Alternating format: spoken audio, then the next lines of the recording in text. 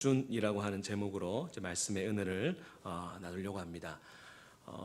조금 어려울 수도 있을 수도 있고 조금 복잡해질 수도 있겠습니다. 또 믿음에 대해서 좀 혼란스러워지실 수도 있겠다라고 하는 조심스러운 마음도 있습니다만, 그러나 우리가 한번 믿음에 대해서, 특별히 내 믿음의 수준에 대해서 한번 우리가 고민해 볼 필요가 있는 그런 생각이 들어서 오늘 이 말씀을 준비해 보았습니다.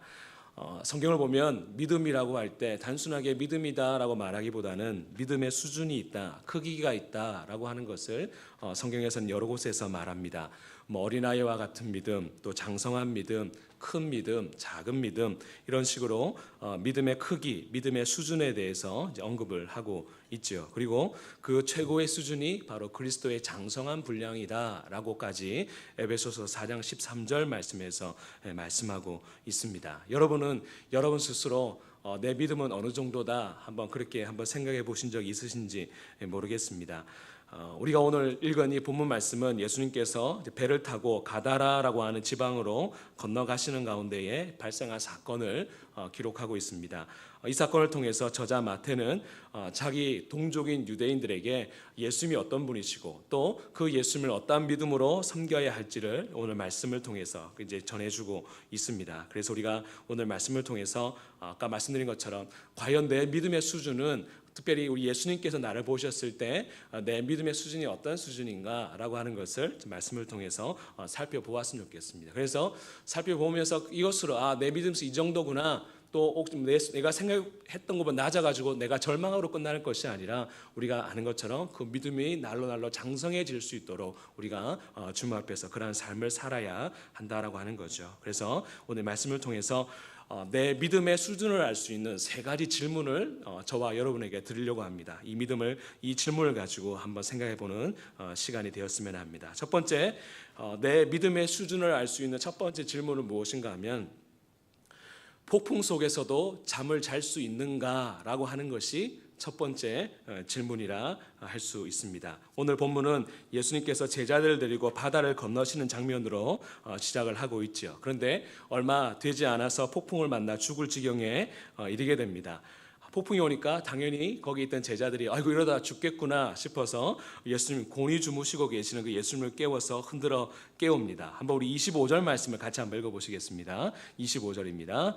그 제자들이 나와 깨우며 이르되 주여 구원하소서 우리가 죽겠나이다. 그렇게 깨웁니다. 이제 팍 흔들리고 물이 파도가 덮치고 이러니까 아이고 죽겠구나 싶으니까 예수님을 깨우면서 주여 우리를 구원하소서 우리가 죽겠나이다. 그렇게 하면서 깨우죠. 아마 이 말 안에는 또 이런 것들, 지금 잘 때입니까? 좀 일어나세요. 그렇게 예수님을 깨우고 있는 제자들의 모습입니다. 그런데 예수님께서 이때 제자들에게 꾸짖으십니다. 뭐라고 꾸짖으시는가 보니까 믿음이 뭐한 자들아 말합니까?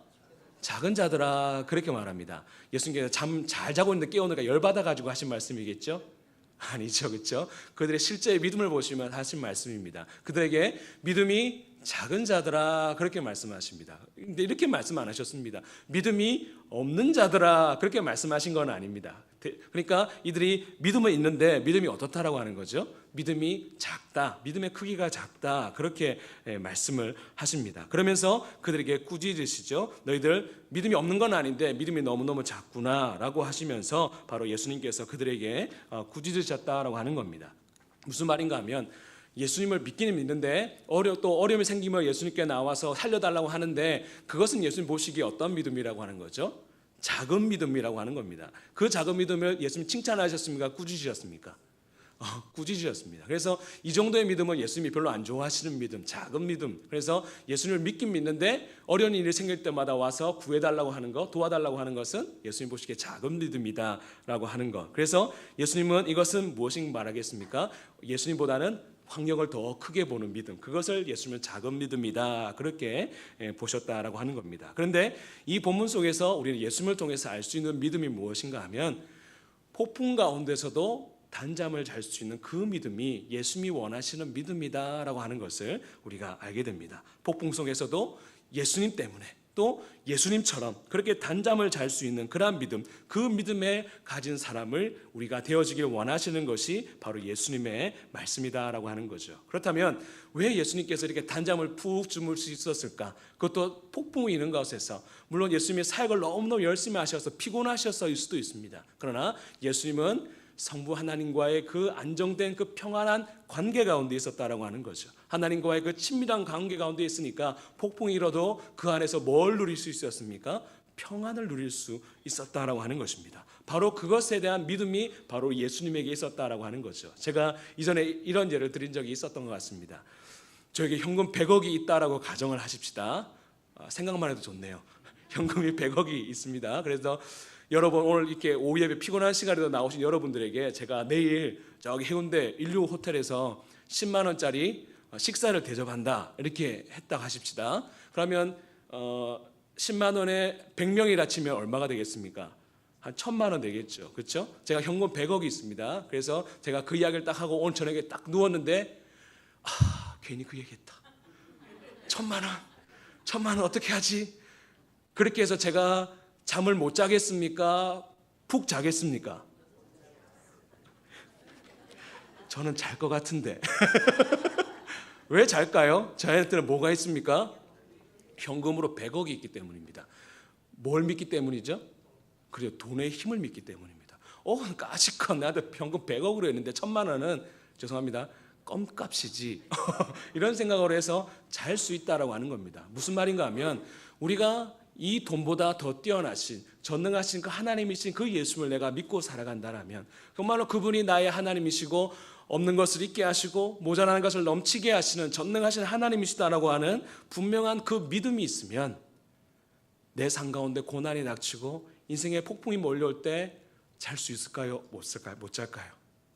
잘 수 있다는 겁니다. 물론 그 순간의 충격으로 인해서 그 하루 정도는 뜬 눈으로 지낼 수 있다 생각합니다. 그러나 그것 때문에, 그 고난 때문에, 폭풍 때문에 내 인생이 어떻게 살아가나 하면서 뜬 눈을 맨날 며칠이고 지샌다라고 하는 것은 그 안에 뭐가 없는 거죠? 믿음이 없는 것입니다. 마치 이것이죠. 오늘 나타나는 이 제자들처럼 그 믿음이 무슨 믿음이라고 하는 겁니까? 작은 믿음이라고 하는 겁니다. 작은 믿음이라고 하는 것을 말하고 있고, 그 믿음은 예수님께 아이고 그래도 너는 믿음 없는 것보다 낫다, 믿음이 조금이라도 있네 해서 칭찬해 주실 것 같지만, 그러나 예수님 보셨을 때 그런 믿음은 예수님께서 별로 좋아하시지 않는 믿음이다라고 하는 것을 우리가 알 필요가 있는 것입니다. 그렇기 때문에 우리가 정말로 내 믿음의 수준을 바라볼 때 그냥 예수를 믿는 것 같은데 당장에 좀 어려움이 있을 때마다 예수님을 찾는다라고 하는 그 수준은 아주 작은 믿음, 예수님의 꾸중을 들을 만한 작은 믿음이다라고 하는 것을 우리가 알 필요가 있습니다. 그런데 우리 예수님은 어디까지 원하시는가?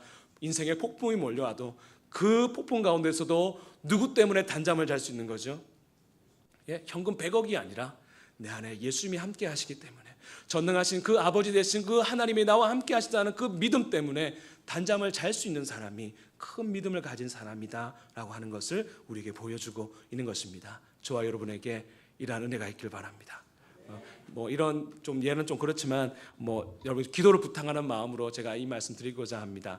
저희 목사님도 아시고 이제 저희 청년들은 기도 제목을 나눠서 하는데, 저희 어머님이 한 1년 전부터 코에 이렇게 상처가 나는데 그게 더 계속 덧나가지고 1년 정도 잘 안 물었습니다. 그래서 최근에 몇 주 전에 이제 대학병원에 가서 조직 검사를 했는데 이제 이게 피부암이라고 하는 이제 진단이 나왔습니다. 그래서 이제 11월 8일 날 이제 그걸 하더라고요. 이제 수술을 이제 하게 되어 있는데, 제가 그날 어머니 이제 그 소식을 딱 듣고 잠이 왔을까요, 안 왔을까요? 잠이 안 오더라고요. 잠이 안 오면서 하나님, 기도를 하면서도 하나님 도와주십시오, 은혜를 베풀어 달라 기도하면서도 제 안에서 이제 그러한 평안함들이 없고 계속해서 힘든 마음, 또 어떤 힘든 마음이 있었는가 하면 어머니는 얼마나 힘드실까, 내가 이 정도 힘든데 당사자는 얼마나 힘드실까, 이제 그런 마음이 드니까 저도 솔직히 잠이 안 오더라고요. 안 오면서 생각되는 말씀이 바로 이 말씀이었습니다. 과연 나는 얼마나 하나님을 정말로 실제로 믿고 살아가는가. 이론적으로는 내가 목사이기 때문에 내가 하나님 믿고 살아간다 말하지만, 과연 내가 성도들에게 말할 수 있을 만큼 그러한 믿음을 소유한 자인가라고 생각했을 때 제 스스로 이런 반성함들이 들어지게 되었습니다. 분명한 건 무엇이겠습니까? 결과는 어떤지 저도 잘 모르겠습니다. 그러나 분명한 것은 우리 하나님 지금도 살아계시고 저와 여러분과 함께 하신다라고 하는 것입니다. 그래서 이 사실을 우리가 분명히 믿는 믿음이 있으면 그 어떠한 폭풍 가운데서도 단잠을 누릴 수 있는 것이 바로 믿음을 가진 사람의 모습이다라고 하는 거죠. 저 여러분에게 이런 은혜가 있길 바랍니다. 아무리 인생에 폭풍이 몰려와도 누구 때문에요? 예수님 때문에 우리가 단잠을 잘 수 있는 그런 큰 믿음을 가진 저와 여러분이 될 수 있기를 바랍니다. 두 번째 질문은 이것입니다. 내 믿음의 수준을 알 수 있는 두 번째 질문은 예수님과의 관계를 얼마나 즐거워하느냐 라고 하는 것이 바로 우리 믿음의 수준을 알아볼 수 있는 두 번째 질문이다라고 하는 것입니다. 이렇게 우여곡절 끝에 이제 바다를 건넌 예수님께서 제자들과 함께 가다라라고 하는 지방으로 갑니다. 그런데 그곳에서 마침 군대의 귀신 들린 두 사람을 만나게 됩니다. 그런데 여러분 여기에 이제 귀신 들린 그 사람들이 말하는 그 고백을 우리가 유심히 들어볼 필요가 있는데요. 한번 우리 29절 말씀을 함께 읽어보시겠습니다. 29절입니다. 이에 그들이 소리질러 이르되 하나님의 아들이여 우리가 당신과 무슨 상관이 있나이까 때가 이르기 전에 우리를 괴롭게 하려고 여기 오셨나이까 하더니 그렇게 말하고 있습니다. 그러니까 이 귀신 들린 사람이 지금 예수님을 향하여서 뭐라고 있습니까? 뭐라고 고백하고 있죠? 하나님의 아들이요.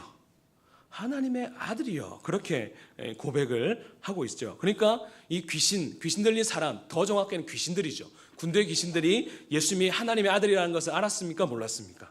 알았습니다. 그들도 이제 하나님의 아들을 예수님을 하나님의 아들로 알고 있었고 그렇게 믿고 있었다라고 하는 겁니다. 그런데 야고보서 2장 19절 말씀이 이렇게 말합니다.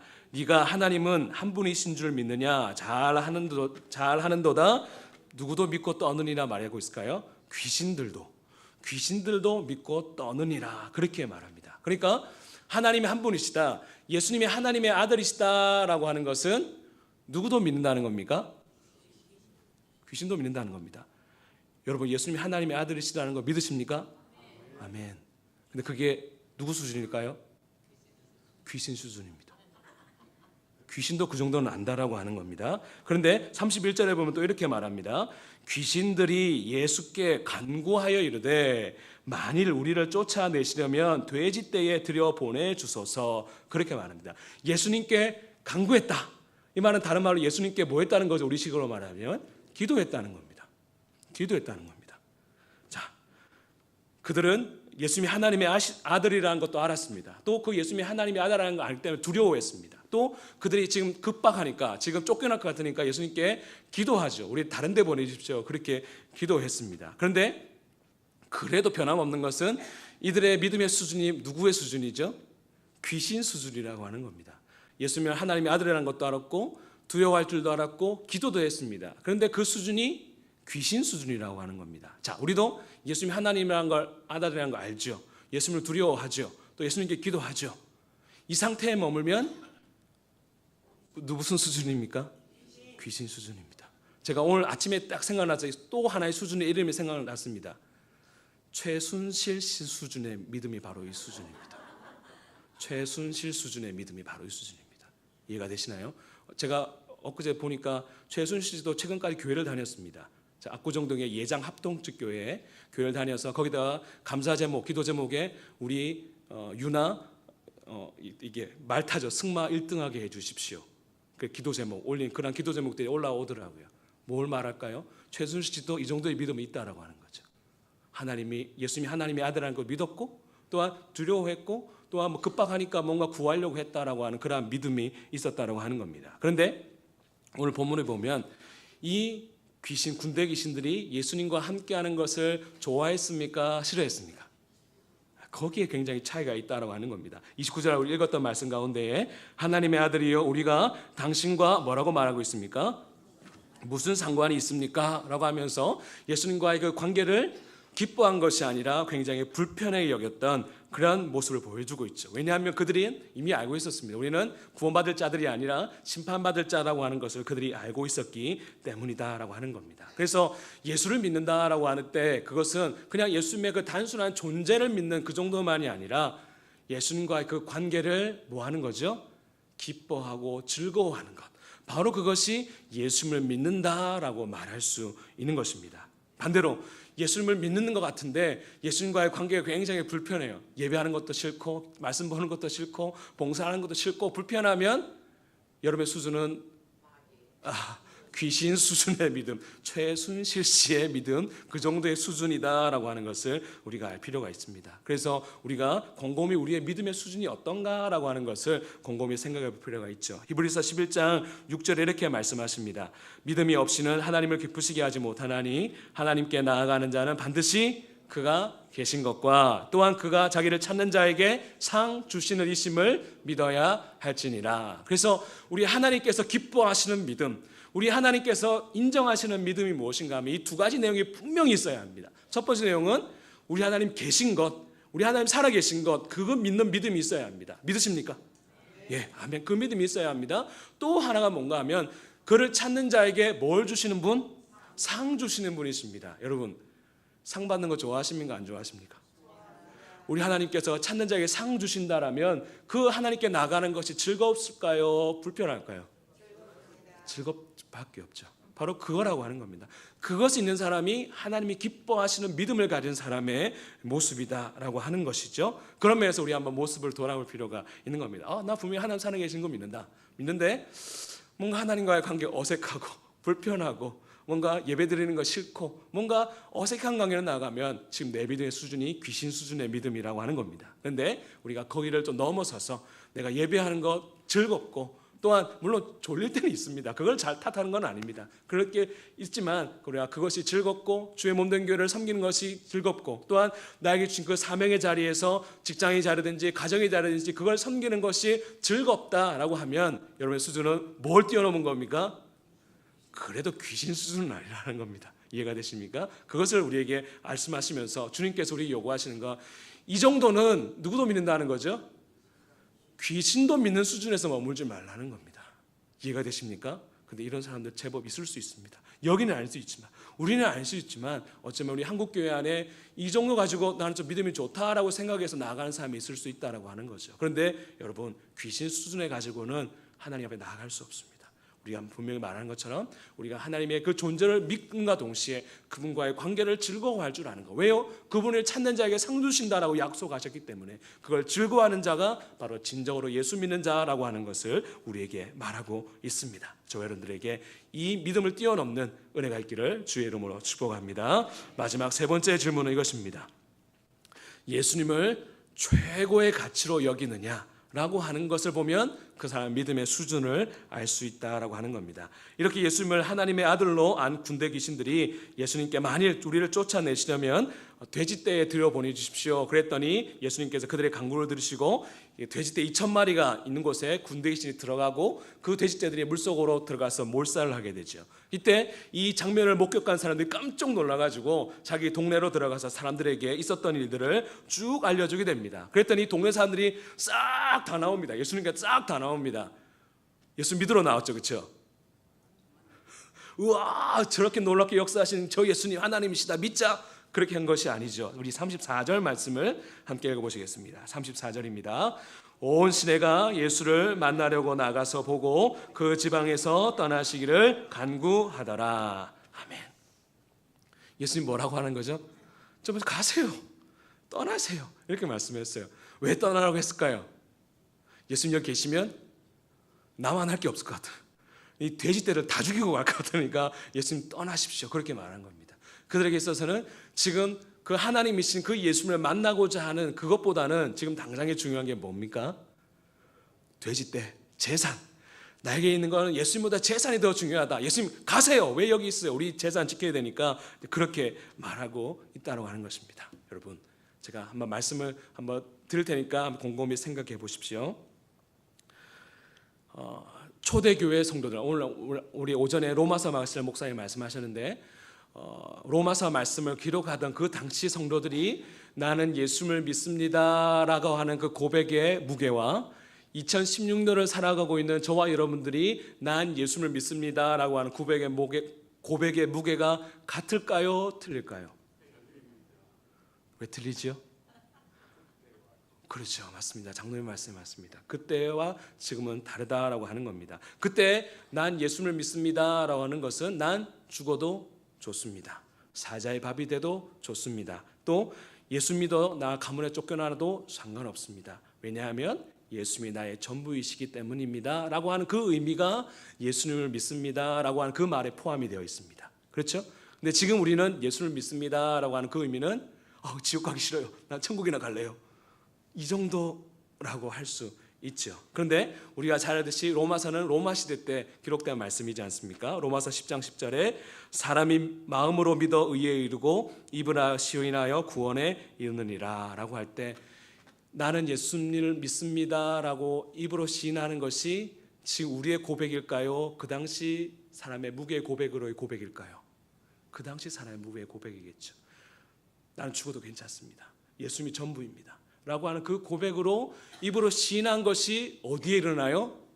구원에 이르렀습니다. 그게 구원받은 믿음이다 라고 하는 겁니다. 그런데 우리는 예수님을 그냥 단순하게 지옥 가기 싫으니까 천국 가게 해주는 하나의 수단, 통로, 이 정도로서 예수님을 믿어, 또 그것도 누가 따라 해가지고 이렇게 하면 된다라고 해서 했어요.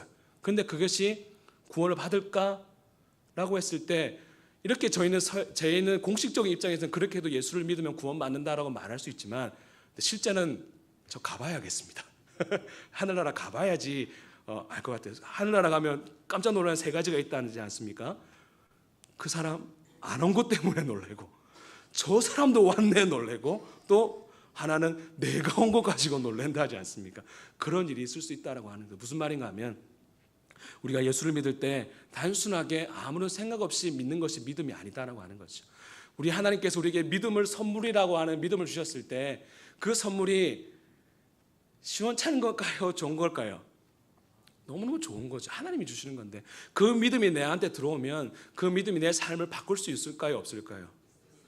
당연히 있죠. 하나님이 주신 건데, 사람이 준 좋은 선물도 인생을 바꿀 수 있는 힘이 있다라면, 하나님이 주신 믿음이라는 좋은 선물을 사람이 받았으면 그 사람의 삶을 바꿀 수밖에 없다라고 하는 겁니다. 그런데 우리가 너무 쉽게 지금까지 우리 한국교회가 그 믿음을 너무너무 쉽게 심어왔기 때문에 결국에 지금 우리가 최태민이라고 하는, 최순실이라고 하는, 또한 그 영향을 받은 박근혜 대통령의 그러한 여러 가지 모습들을 보면서 우리가 안타까워할 수밖에 없다라고 하는 것입니다. 그렇기 때문에 우리는 예수님을 단순하게 어떤 내 구원을 위한 수단, 도구, 이 정도가 아니라 예수님이 나의 전부여야 합니다. 그래서 사도 바울은 회개하라 천국에 가까웠느니라고 할 때 그 천국은 무엇인가 하면 예수님 자신이셨습니다.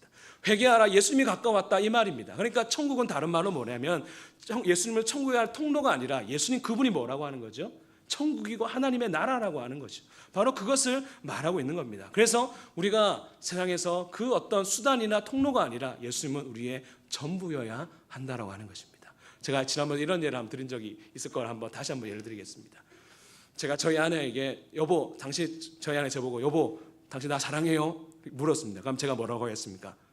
당연하지, 내가 당신을 세상에서 제일 사랑해, 제가 그렇게 대답하죠. 그러면 저희 아내 좋아하겠죠. 근데 제가 그 다음에 두 번째는 옆집 여자 좋아하고 세 번째는 저 위에 집 여자 좋아해, 그러면 제가 제일 좋아한다라고 의미가 통하는 겁니까? 안 통하는 겁니까? 안 통하죠. 그렇죠? 나는 당신 제일 사랑해. 근데 두 번째는 저 옆집 여자 좋아하고 세 번째는 위에 집 여자 좋아. 이거는요, 제일 좋아한다는 말이 아무런 의미가 없는 겁니다. 무슨 말이 이해가 되십니까? 우리가 하나님을 사랑할 때 이렇게 할 수 있다라고 하는 거죠. 말은 하나님 최고입니다 해놓고 두 번째는 돈, 세 번째는 건강, 네 번째는 자식, 쭉쭉쭉 나가면 예수님을 제일 사랑한다라고 하는 게 말이 됩니까? 안 됩니까? 안 되는 거죠. 무엇인가 하면, 물론 예수님께서 야, 니하고 그거랑 비교하냐 그렇게 생각하실 분은 아니지만, 분명한 것은 무엇인가 하면 우리의 삶 가운데 예수님을 최고의 가치로, 예수님을 우리의 삶의 전부로 여기며 나아갈 때 바로 그것을 통해서 우리 믿음을 알아볼 수 있다라고 하는 그 점을 우리 가운데 말씀하고 있다라고 하는 것입니다. 여러분, 저는 예수님을 최고의 가치로 여길까요? 말 못하겠습니다. 뽀록 날까 봐, 제 믿음이. 저도 아직까지 이런 가운데, 갈등 가운데 있습니다. 정말로 예수님만을 사랑하고 싶은데, 근데 그게 안 될 때가 있습니다. 때로는 자식이 더 좋을 때가 있고, 때로는 어떤 자리가 좋을 때가 있고, 그래야 솔직한 마음입니다. 그래도 제 안에 늘 고민 있는 것은 무엇인가 하면, 그래도 제가 우리 여기 계시는 장로님, 우리 권사님 나이 때 되면, 그래도 내가 저 나이 때 되면 예수님만 사랑했으면 좋겠다. 그리고 내가 이 땅 아무런 미련 없이 하나님 부르시면 갈 수 있겠다라고 하는 그 믿음을 성장했으면 좋겠다라고 하는 제 마음의 소원이 있다라고 하는 것입니다. 여러분 무엇일까요? 믿음. 정말로 우리 주님께서 우리에게 믿음이라고 주신 선물은 자라다가 뒤로 가는 믿음은 아닙니다. 그렇게 허술한 믿음을 우리에게 주실 리가 없죠. 주님께서 우리에게 좋은 믿음 주셨는데 때로는 우리가 잘 가꾸지 못해서 그 믿음이 너무나도 잘못된 것으로 또한 퇴락하는 것으로 우리가 멀어가고 있다라면 지금 우리가 다시 한번 우리의 모습을 돌아볼 필요가 있는 것입니다. 그래서 종교개혁은 다른 것이 아닙니다. 우리 믿음을 바꾸는 것입니다. 믿음을 한번 돌아보면서 내가 과연 하나님이 말씀하시는 그 믿음을 가지고 있는가?